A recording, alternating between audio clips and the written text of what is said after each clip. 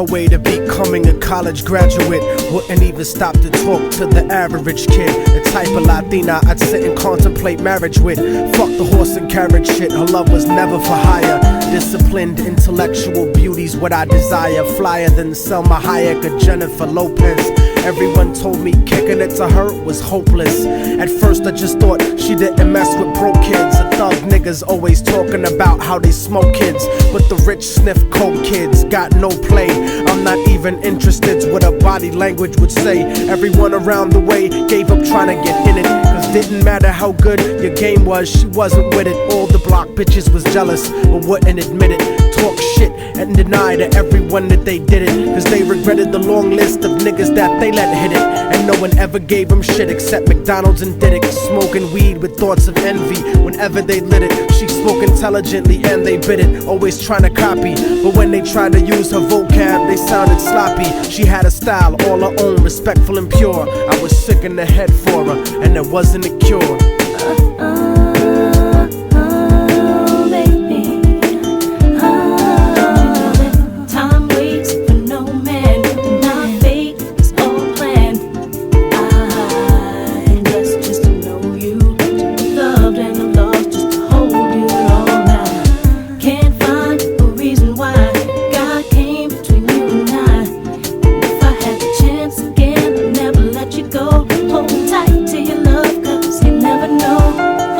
So brown and beautiful, yet empty and sad. I used to talk to her occasionally and she was glad that I wasn't just another nigga trying to get in it. So every now and then we'd stop and talk for a minute.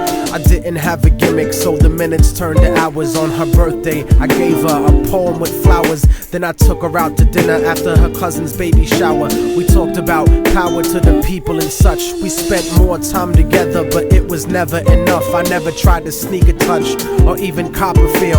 I was too interested in keeping it real, perfectly honest and complete. She would always call me cariño and never technique. Bought me a new book to read every 2 or 3 weeks, forever changing the expression of my thoughts when I speak. It was because of her I even deaded all of my freaks. She convinced me to stop hanging out on the streets, to stop robbing and stealing from people like you. Instead I took her out to the Apollo and the Bronx Zoo, Museo del Barrio and the Metropolitan too. Got to the point where I was either with her or my crew. So I decided one day to tell her my feelings was true. I couldn't live without her, so I told her face of my fears. But honey's only response was a face full of tears. She could only sob hysterically, holding me tight. I tried to speak, but she wouldn't stop until I left sight. I felt like a moth who got himself too close to the light. Except I didn't burn, I turned cold after that night. Don't you know that time waits for no man, and our fate is all planned.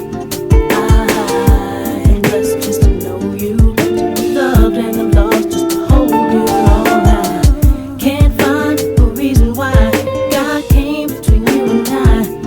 If I had the chance again, I'd never let you go. Hold tight to your love, cause you never know. I went on with my life, college and my career. Ended up locked up like an animal for a year, where the COs talk to you like they were the overseer. Then I got sent to the hole when my exit was near. At night in my cell, I'd close my eyes and I'd see her, hold her close in my dreams. But when I woke, she disappeared. Just an empty cell until the state gave me parole. In the summer, came back intact and on track. But the fact of the matter is I still felt cold. Even after my mother hugged me crying at home, my real niggas would catch me thinking out of my zone, fucking lots of different women, but I still felt alone. Relatively well known around the New York underground, but I kept thinking of her and how we used to be down. The sound of her voice and the beautiful smell of her hair, though gone physically, somehow it was still there. I had to do something because the shit was too much to bear.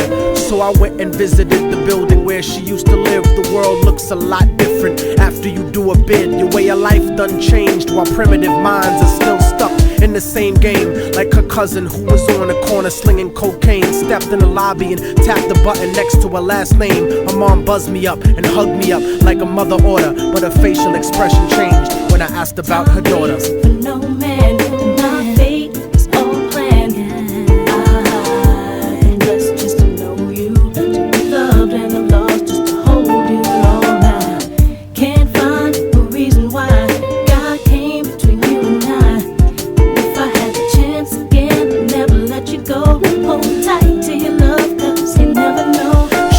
that there was a note for me that was left behind, and she had left it there waiting for such a long time. I was inclined to ask about it, but she brought it up first. I saw a tear swelling up in her eye, and then she cursed. She told me where the letter was, and I started thinking the worst. Reversed my position, stepped over and opened the door, and sure enough there was an envelope with my name on the floor. Nobody loves you more than me, cariño's what the letter said. By the time you get to read this, I'll probably be dead. But when you left in 97, a part of me went to heaven. I thank God at least I got to know what love really was. But it hurt me to see what true love really does. Cause even though we never made love, you were all that there was. It was because I loved you so much that I had to make you leave. You made me doubt the way I thought, you made me wanna believe. And then I slipped up and I let you get close to me. It was hard to not be openly when people spoke to me. This was not the way I thought my life was supposed to be.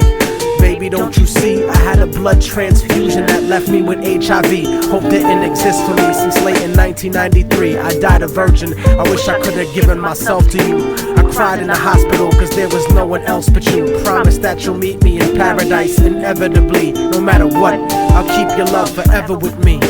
What happened for the rest of the day is still a blur, but I remember wishing that I was dead instead of her. She was buried on August 3rd. The story ends without a sequel, and now you know our technique. Don't fucking fall in love with people. Hold the person that you love closely if they're next to you. The one you love, not the person that simply has sex with you. Appreciate them to the fullest extent, and then beyond, cause you never really know what you got until it's gone.